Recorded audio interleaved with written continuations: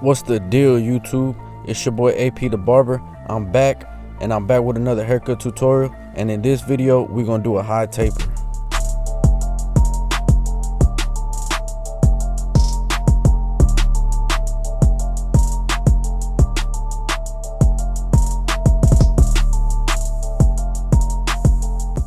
As you can see right now, I'm just brushing through the hair, combing through the hair, lifting the hair off the scalp.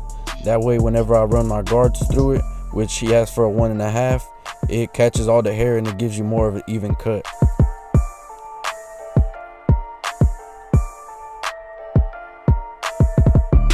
Make sure that whenever you're cutting down some waves, you lift the hair off the scalp as much as possible. That way you don't get an uneven cut.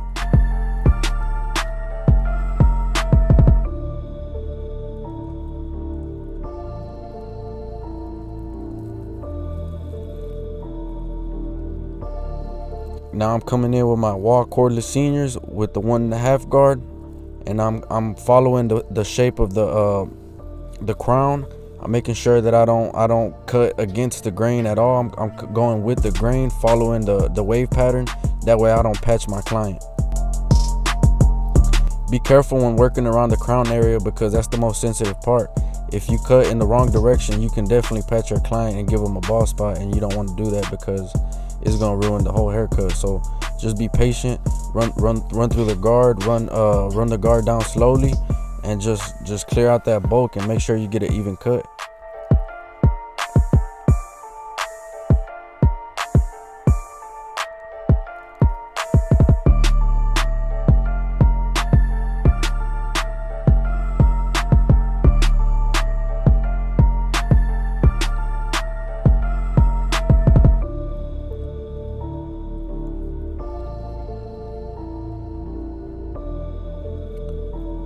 Now I'm coming in with my Babyliss Silver FX skeleton trimmer, and I'm making my first bald line, and I start my line at the corner of the C cup, and then I bring it diagonally towards the top of the ear. Now I got my 1.5 guard, and I'm going in, I want to say about an inch and a half, clearing out this bulk. That way the canvas can be clean when you start getting ready to do some of this fading work. Since we did a 1.5 with the grain, I knew that a 1.5 against the grain was a safe zone for me to be able to go up and clear some of that bulk out. Now I'm coming in with my the cordless senior with no guard. The blade is all the way open, and I'm going in up about 1/2 inch. Now I close the lever, and I'm flicking out that bottom line. Now I open it up halfway, and I'm flicking out that line that was left behind. Now I got my 1 guard, and the lever's all the way open, and I'm going up another 1/2 inch.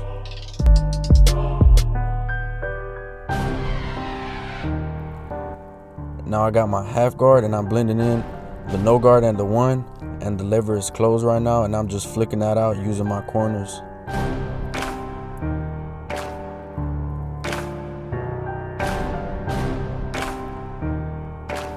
When doing tapers, the key to a taper is using the corner of your blade. Now I got my 2 guard, and I'm going up about 1 inch, and I'm making sure that I don't go too high. I'm keeping the fade compressed. As a taper, it's only in the temple area. And I'm just clearing out more bulk, making it look more clean, giving myself more room to fade with. Now that I got the structure down of the taper, somewhat of a blend going on, now I'm gonna go back down in the system and go back down guard for guard and just do some of this detail work. That way I can get a blurry blend.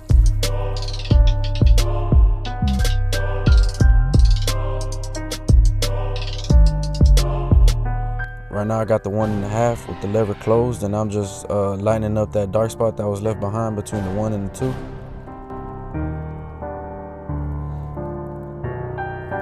Like I said, I had done a 1.5, so you know you're safe to go down with the 1.5 with the grain in order to clear out some more bulk.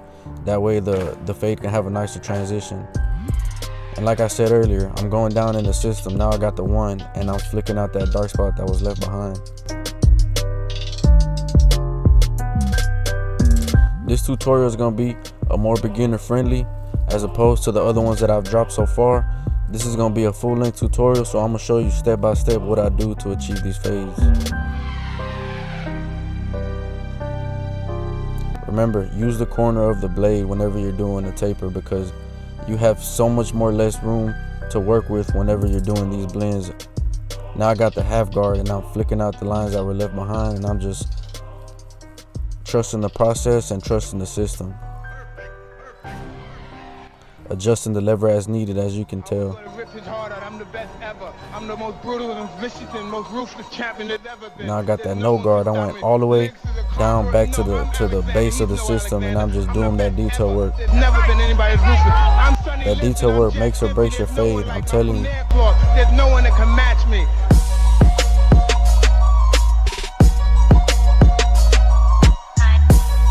Now, one tip that I can give you when you're cutting somebody with waves or texture hair in general, around the ear the hair tends to stick up, so you got to go down with the grain, a guard lower than what you did all the way around the head. That way you can just get a crispier lineup.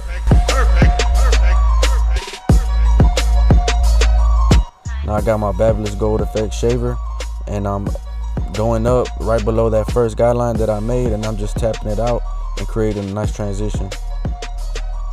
Just spraying my client with a little bit of spritz and brushing it down. That way I can get that crispy lineup.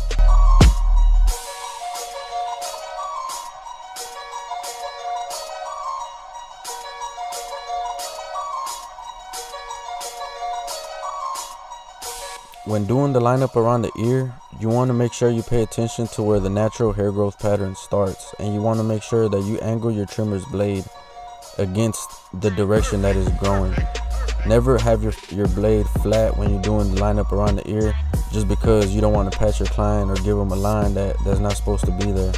So just use that corner and trace that round shape, and trust your hand. Trust your hand to make that nice natural line, because if you come into this line kind of nervous, you're going to push your client back.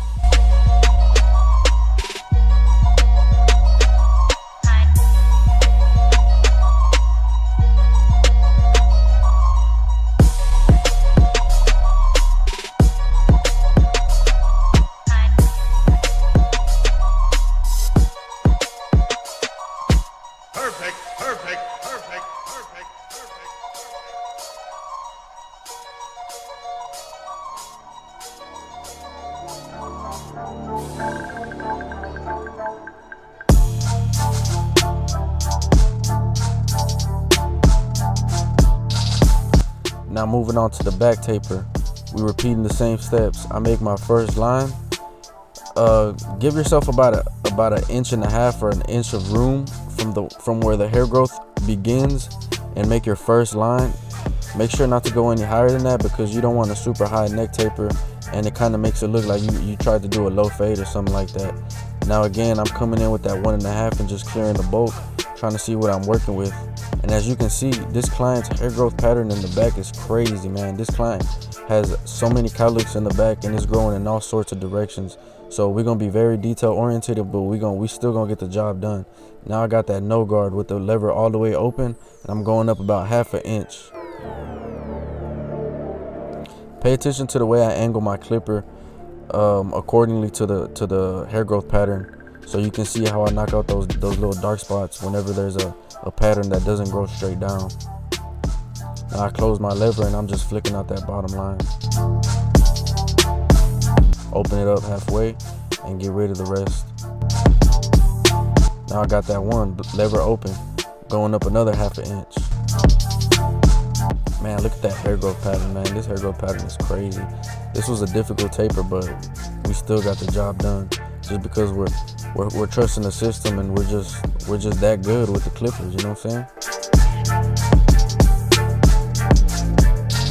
Also, when cutting texture hair and waves in general, make sure you have a brush in hand and you keep brushing that hair down, because every stroke you do with the clipper, the hair is going to lift off the scalp.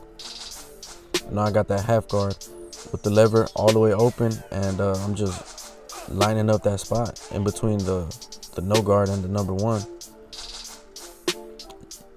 Pay attention to the angle of the clipper, man. I'm angling my clipper opposite to the way the hair grows. That way the teeth of the guard can eat at all the hair, and there's no dark spots left behind.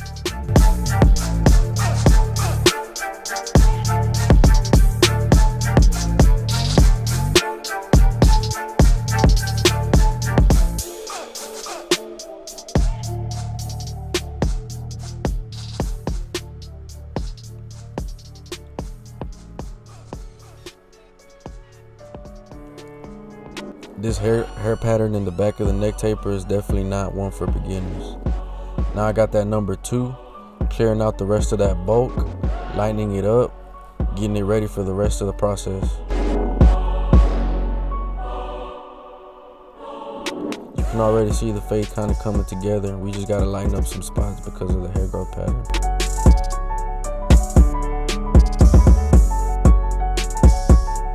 That 1.5. Now that I did the 2, I did what I did on the side taper. I'm coming back down with my system, and I'm lightening up everything that was left behind, because I got the 1.5 now with the lever closed, and I'm just going in right under that 2 and blending it in.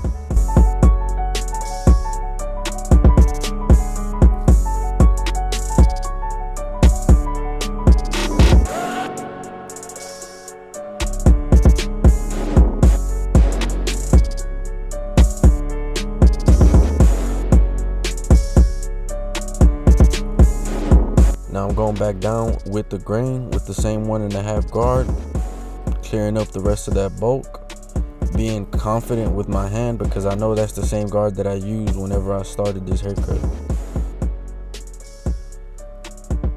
More detail work. I got the 1. You see that little dark spot that was left behind? We gonna knock them all out because that's just what we do.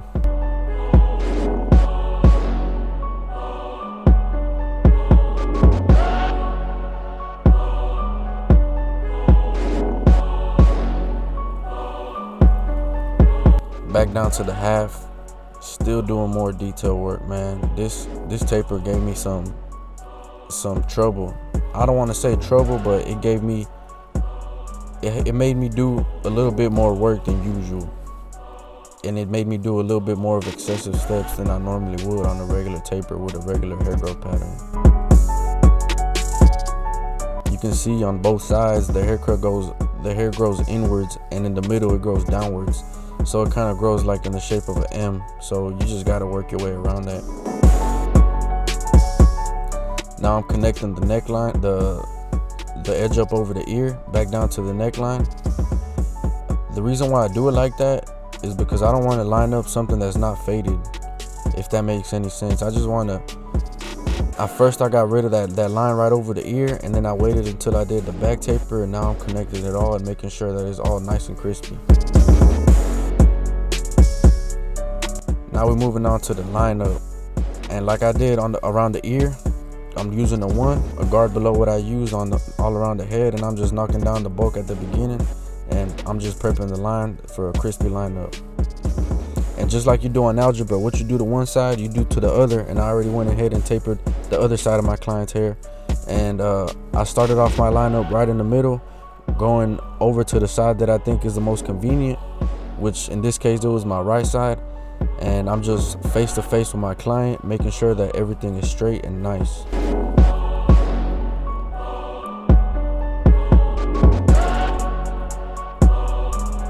The left side is kind of lighter, but we're gonna make our adjustments and we're gonna make this lineup super straight and super crispy.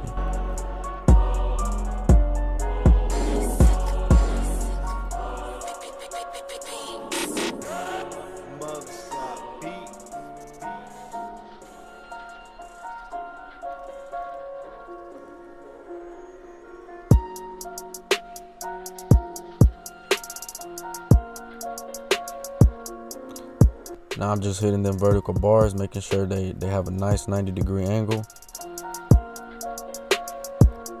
And like I said, just making adjustments from the rough draft, which was the initial line. I'm just making adjustments, making sure that it's completely straight.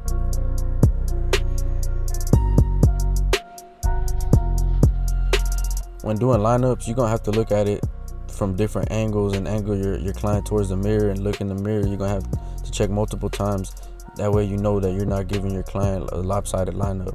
So I went ahead and enhanced this lineup. Now I'm doing the razor work, pulling the skin away from the direction that I'm shaving. And this is the detail work. This is the work that makes it pop. This is what makes it stand out. And as you can see, this is why they call me AP the Barber. Check out that line work, check out that fade, and just admire that work. You too can achieve work just like this if you follow this system.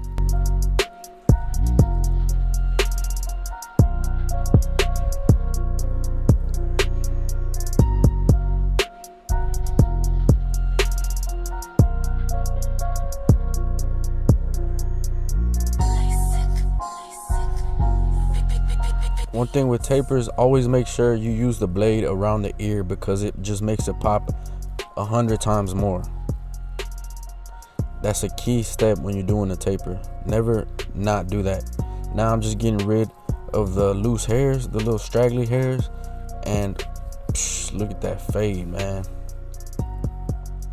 Now YouTube, this is what my client looked like whenever he walked into the shop.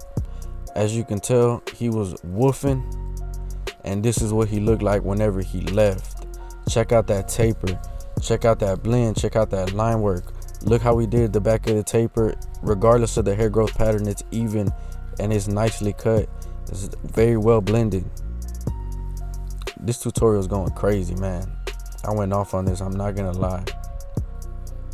Now YouTube, let me know what you think about this cut down in the comments. Like this video for me. Please subscribe to my channel, keep watching this content, and I'm gonna keep dropping more fire on you guys. Check that out. Now this AP the Barber, and I'm out.